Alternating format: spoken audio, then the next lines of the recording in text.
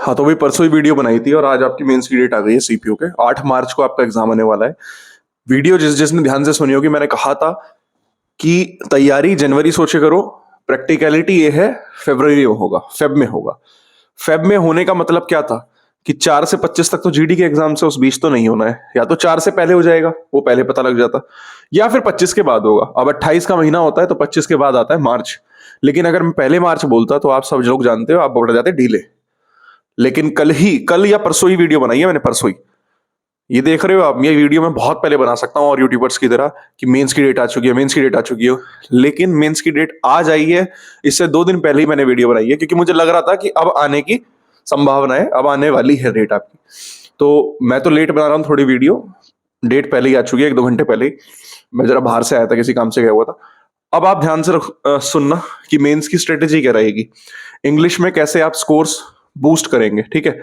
आपके स्कोर अभी तक जो मैक्सिमम जनता होगी, उनके स्कोर आ रहे होंगे 150 से लेके 155 तक। यहां पे सब लोग अटकते हैं, हम भी अटकते हैं, सब लोग। इसके बाद होता है असली मेहनत कि 150 से 160 तक तो ले ही आओगे आप। ये तो वो स्कोर है, आप डेली अगर मॉक दे रहे हो तो भी बन जाएंगे आपके 150 से 160। 160 से ऊपर जाना थोड़ा डिफिकल्ट रहता है, और वो जो बच्चे जाते हैं 160 से ऊपर, वो रियली हार्ड वर्क होते हैं। ऐसा नहीं बोलूंगा जिनके 150 से 160 आ रहे हैं वो हार्ड वर्क नहीं कर रहे हैं, वो भी बहुत मेहनत कर रहे हैं। लेकिन 160 से ऊपर जाने का मतलब है अब आपको छोटी छोटी गलतियों पे भी ध्यान देना है। जो छोटी गलतियां शायद आप क्वेश्चन सॉल्व करते हुए बाद में देखते होंगे, अरे यार मैंने इसका ये क्यों लगाया, तो उसको नोट करना है कॉपी में। कॉपी में नोट क्या करना है, सिर्फ उन मिस्टेक्स को। ये नहीं बोल रहा हूं कि पूरी किताब बनाने लग जाओ, नहीं, सिर्फ उन मिस्टेक्स को नोट करना है जो मॉक्स में हो रही है आपसे। फिर उस मॉक को रिपीट लगाना है। कब? 1 हफ्ते बाद या 3-4 दिन बाद। ये क्वेश्चन आपको याद ना रहे, 3-4 दिन बाद रिपीट लगाओगे तो वो गलती नहीं होनी चाहिए, प्लस जो आपने सही करे थे वो भी सही होने चाहिए। इससे क्या होगा, आप देख रहे होंगे 160 के 166 बनेंगे, 162 बनेंगे, 168 बनेंगे, धीरे धीरे 170 छू लोगे, ठीक है। यहां से स्कोर अपना 170 तक लेके चलना, 170 175, आपका रियल एग्जाम में 180 छू जाएगा स्कोर, ठीक है। मैं ये गारंटी नहीं दूंगा 200 में से 200 लाओ, 200 में से 190। यहां मॉक का लेवल थोड़ा सा अप रहता है रियल एग्जामिनेशन से। यहां मॉक में आप 170 175 इतना लाने का जरूर ट्राई करो। जिनके 150 से 160 आ रहे हैं इंग्लिश के ऊपर मैंने वीडियो बनाई थी मेंस की, एसएससी इंग्लिश। मैं आपको बुक दिखाई थी उस वीडियो में कि किरण पब्लिकेशन की इंग्लिश की बुक है। उसमें से आप सिर्फ क्या क्या करो, जो प्रॉब्लम कर रहे हो ना मॉक्स में, जहां गलतियां कर रहे हो, सिर्फ वो टॉपिक, उसके क्वेश्चंस लगा। जैसे मान लेते हैं मैं इडियम फ्रेजेस में गलती करता हूं, बहुत करता नहीं हूं, एक एग्जाम्पल ले रहे हैं। तो आप क्या करो, किरण पब्लिकेशन की बुक उठाई, इडियम फ्रेजेस देखे, प्रीवियस ईयर लपेट दो। वो याद भी नहीं करोगे तो भी समझ आ जाएंगे। कैसे? कुछ इडियम फ्रेजेस, जैसे बर्न द मिडनाइट ऑयल होता है, देर रात तक मेहनत करना, स्टडी करना। तो ये कुछ इडियम फ्रेजेस ऐसे होते हैं जो देख के ही समझ आ जाते हैं। एट सिक्सेस एंड सेवंस होता है, कियोस, कंफ्यूजन, परप्लेक्स्ड, डिसैरे, है ना। इन सब का मतलब ये होता है। तो ये पढ़ के आएंगे, बार बार पढ़ना है, याद नहीं करने हैं, बार बार पढ़ना है।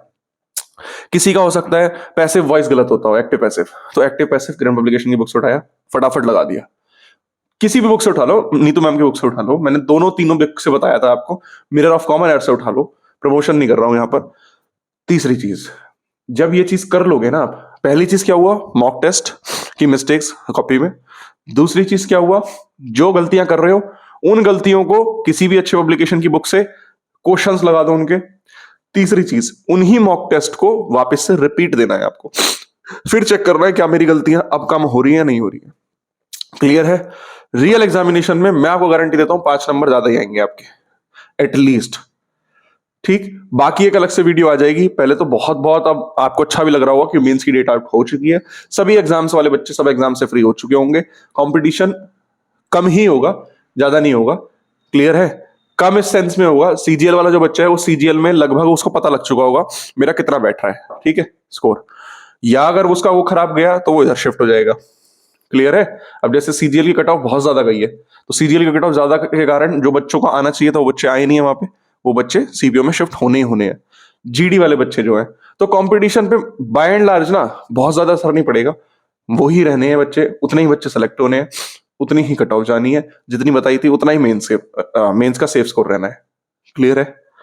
तो बहुत ज्यादा मत सोचो, बहुत ज्यादा सोचोगे कंफ्यूजन क्रिएट होगी, अपनी तैयारी को खराब कर लोगे। मैंने तरीका आपको बता दिया है, 160 से ऊपर जाने का तरीका क्या है? 3 पॉइंट याद रख लो। जो मिस्टेक कर रहे हो उसका पर्टिकुलर टॉपिक उठाओ पब्लिकेशन से, क्वेश्चन लगा दो। जो मिस्टेक कर रहे हो उसको कॉपी में नोट कर लो कि इस पॉइंट पे मैं मिस्टेक कर रहा था। जैसे बोलते हैं ना, he says this is very sweet, ऐसे करके कुछ फ्रेज आता है, एक्टिव पैसिव वॉइस आता है, तो वो चेंज होता है दिस इज नहीं, या इट स्मेल्स गुड, है ना, या it smells sweet, it taste sweet, तो उसको कैसे कन्वर्ट करके लिखते हैं? इट इज टेस्टेड स्वीटली या इट इज टेस्टेड स्वीट। तो कुछ इस तरीके से होता है। मैं एग्जैक्टली तो अभी क्वेश्चन ध्यान नहीं कर पा रहा हूं, मैं बस समझाने का मोटिव यही है कि ऐसे कुछ पॉइंट्स होते हैं, रजिस्टर में नोट कर लो फटाफट, उस टॉपिक का पब्लिकेशन से लगा दो, तीसरी बार उस मॉक टेस्ट को रिपीट करो, अपना स्कोर चेक करो। अभी इस वीडियो में इतना ही। 160 से ऊपर पक्का बनेंगे। अगर ये स्ट्रेटेजी अच्छी लग रही है तो प्लीज कमेंट सेक्शन में कमेंट करो। मैं आपको बहुत बड़ी स्ट्रेटेजी नहीं बताऊंगा, 1000 वोकैब करो, ये करो, ये प्रैक्टिकली नहीं है पॉसिबल। प्रैक्टिकली पॉसिबल होता तो आप भी ये नहीं सुन रहे होते, आप कर रहे होते आराम से, ठीक है। वो सब चीजें प्रैक्टिकली पॉसिबल नहीं है सब करना। जो मैं बोल रहा हूं उसको करके देखो, 160 से ऊपर जाएगा स्कोर। अगर लगती है अच्छी स्ट्रेटेजी, कमेंट सेक्शन में थैंक यू या लाइक करना, और हेटर्स को तो और जलाना है अभी। थैंक यू सो मच, जय हिंद।